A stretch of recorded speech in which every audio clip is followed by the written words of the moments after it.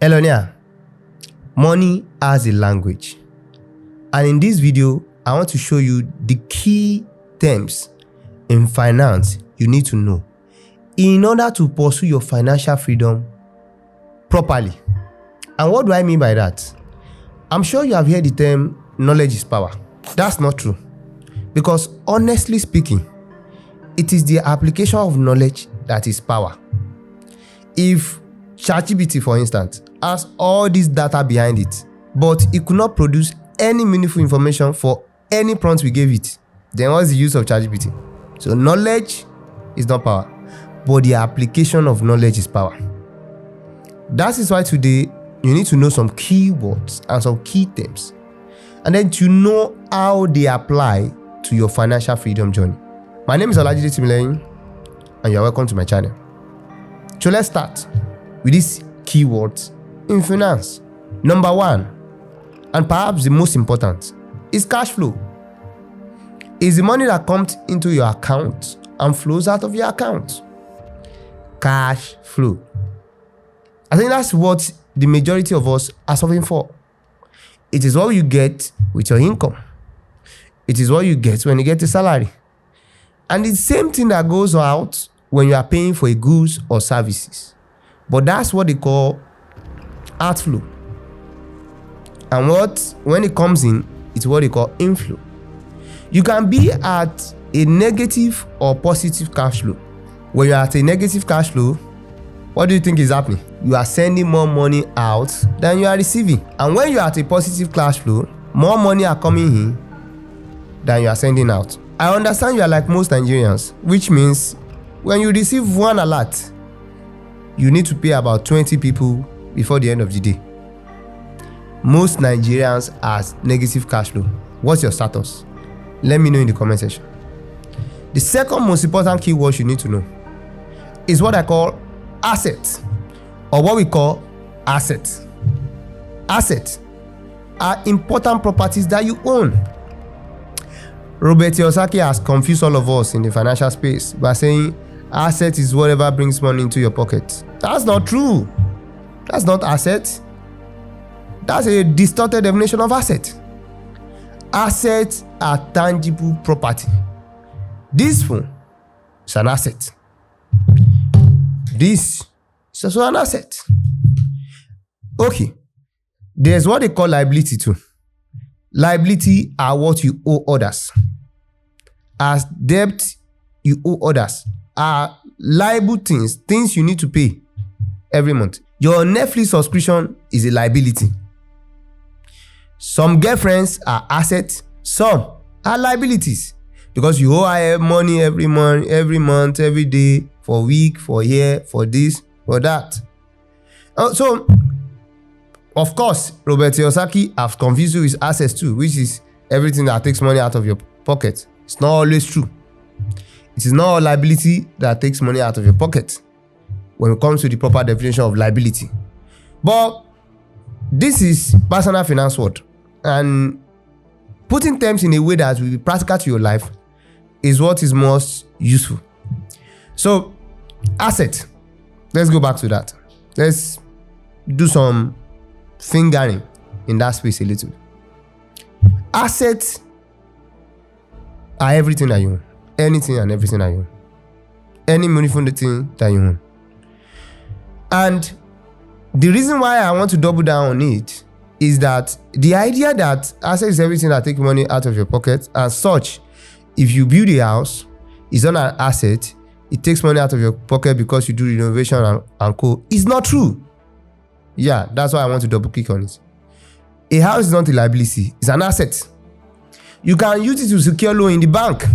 And apart from the fact that a house serves as a collateral in the bank, another thing that makes a house an asset is that it appreciates in value. Yes, it does. Some people want you to believe it doesn't. They will tell you, oh, a house depreciates. It's only the land on it that appreciates. That's not true. If you build a proper house in a proper location, if you buy a land in a proper place at the right time, at the right moment, it will appreciate. So whether or not your assets will appreciate is a matter of strategic investment. So don't make the mistake of believing these money gurus that tell you that a house is not an asset. A house is an asset. A land is an asset if you buy them in the right place, because it's an asset because they improve in value.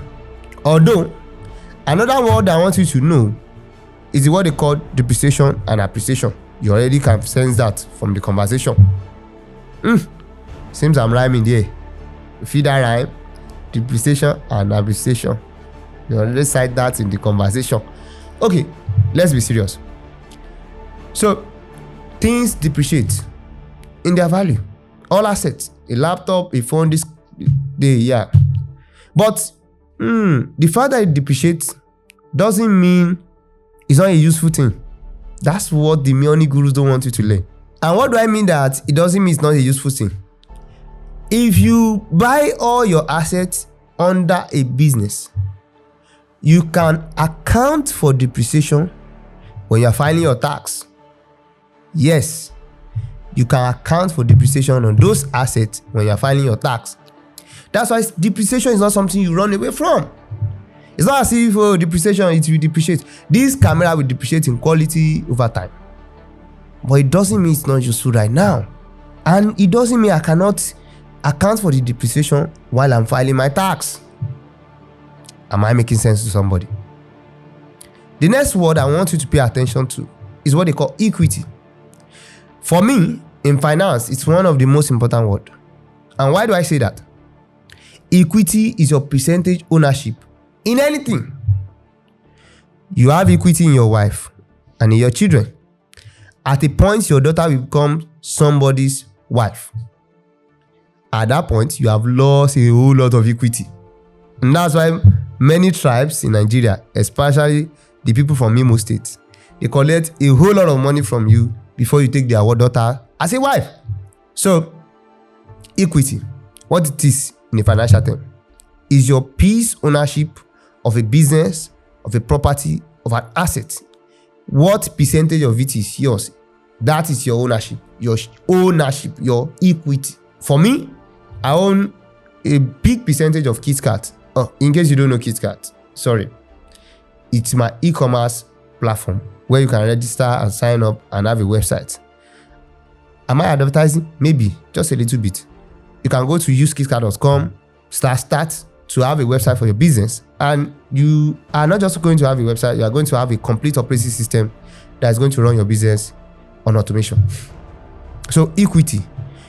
Why I believe equity is the most important term in finance is that even if you are talking about cash flow, how many percent of the cash that is flowing is your own? You feel me? Even while we are talking about assets, how many percent of that asset belongs to you? Very important. That's your equity. So pay careful attention to that. Okay. Another term I want you to learn is debt. Debt. Yeah. Debt. You need debt. But people will not tell you. Most people will tell you run away from debt. Run away from debt. Of course. Pay attention. There are bad debt and good debt. Bad debt is the money you take, you borrow from a bank, and you use it to buy things for personal reasons, right? When you are borrowing money from the bank so that you can whet your appetite, you can sleep in luxurious hotel, you can travel to, not even for a business trip, to, you get what I'm talking about, to if you borrow money from there and use it for activities such as that will not give you any good return, that's a bad debt.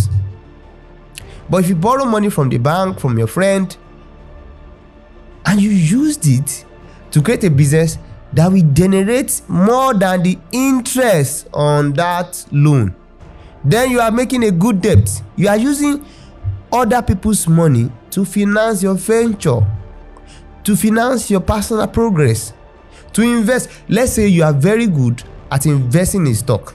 So you borrow money from the bank, you invest in a stock, it doubles, you return bank's percentage, you keep yours. That's how it works. In fact, banks love people like me that know how to borrow money from them, multiply it, give them their own, and give them the interest for they borrow me that money and then me keeping it. We will continue to have a long time relationship based on that. So debt, good debt, bad debt. Remember, don't run away from debt, especially if you are not going to use it for personal reasons or things that will not bring return. Am I making sense? Another important thing that everyone should know in finance is inflation. Inflation. The CBN taxed the inflation rate at 21.4%. What is inflation and what is it inflating? You will have read it somewhere, if you are money smart like me, that inflation is what? You are guessing. It's a general increase in prices of goods and services. Yes. So how much do we use to buy one bag of rice? It was 6K. Have you got it? Under which government? If you know the government, write it in the comment section. We used to buy a bag of rice for 8K. So then, how much was the minimum wage? 35,000. We have forgotten. So if the minimum wage was 35,000 when we used to buy one bag of rice for 8K, what do you think happened? You can buy a lot of bag of rice. But now, how much is one bag of rice in your area? Comment below, let me know. One bag of rice in my area is more than 100,000. So even now that people are taking 77,000 as their earnings, as their monthly salary, they still can't afford one bag of rice. Think of that for a second. As a Mogun, as a lonia that is sharp, think of that. What happened there? Inflation, the general increase of price of goods and services. That's what's stealing your money. It is the reason why I will tell you, don't save.